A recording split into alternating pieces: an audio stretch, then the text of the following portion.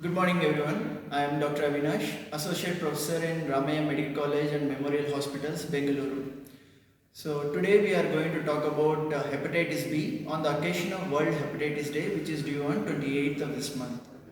So Hepatitis B, India, it is predominantly an intermediate endemic zone, that is out of 100 people, 2 or 7 people will be positive for Hepatitis B.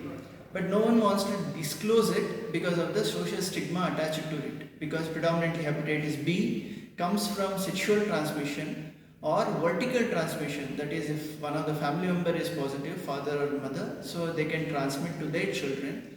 Ineffective sexual practices, that is not following safe sexual practices, or blood transfusion related, these are the majority of the modes of transmission of Hepatitis B.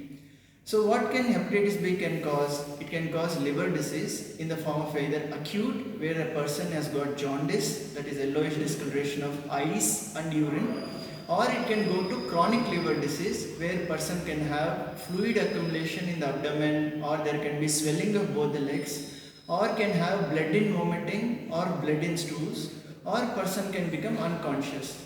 So these are all the features of acute and chronic Hepatitis B. It is predominantly a vaccine preventable from 2008 and 2010. Like any newborn will get a vaccine for Hepatitis B. So like other than the vaccine, what are the other preventable measures? One is like it is always better to use separate shaving razors, nail cutter and toothbrushes, because these are the things that are predominantly can transmit the virus. Like if at all the blade has got the infective person blood, so it can transmit to the person who has used the same blade again. So it's always better to use separate razor, nail cutter and toothbrush.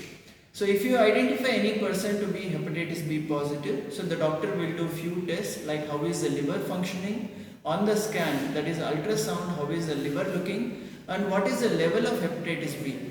80% of the time, all the Hepatitis B patients don't require treatment. 80% of the time, it will be only follow-up. That is, once in 6 months, we keep checking. If at all the person's replicative state, that is Hepatitis B DNA level becomes high, or liver function test becomes abnormal, at that time the person will be coming into the treatment zone, and that treatment will be for long term. So like we continue and we keep evaluating once in 3 months or 6 months. So Hepatitis B alone doesn't predict a person to be susceptible for COVID-19, but in COVID-19 lot of times we get a high liver enzyme elevation can happen, but the death as such because of Hepatitis B and COVID-19 there is no increased predilection. This is a message from Ramaya hospitals in relation to World Hepatitis Day as well as because of increased prevalence of COVID-19. Thank you one and all. Be safe and stay healthy. Thank you. For us to